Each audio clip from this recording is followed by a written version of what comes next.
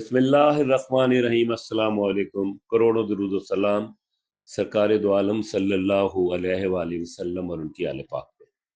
मैं हूं कैसर Anjum, IPP news के प्रोग्राम दस्तक के साथ।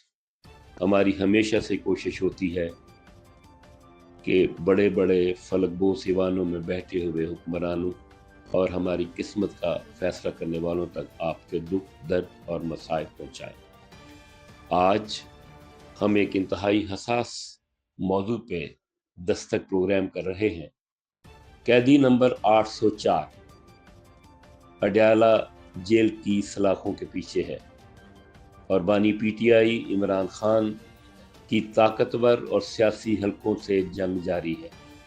हाल ही में बरतानवी जरीदा द इकॉनमिस्ट में इमरान खान की अहलिया बुशरा बीबी के हवाले से चौंका देने वाले इंकशाफ ने सियासी और समाजी हलकों में तरतल्ली मचा दी है।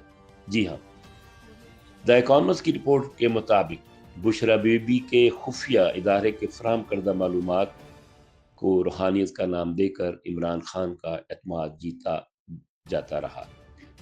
इस हवाले से नूरुल सबा की रिपोर्ट।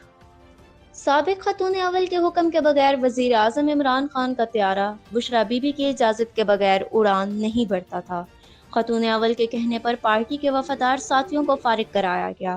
तरीन से कहा कि मुझे काले जादू वाली औरत न समझो। जनरल बाजवा और दीगर सीनियर एहलकारों को शिकायत थी कि खान अपनी बीवी के अलावा किसी की नहीं सुनते।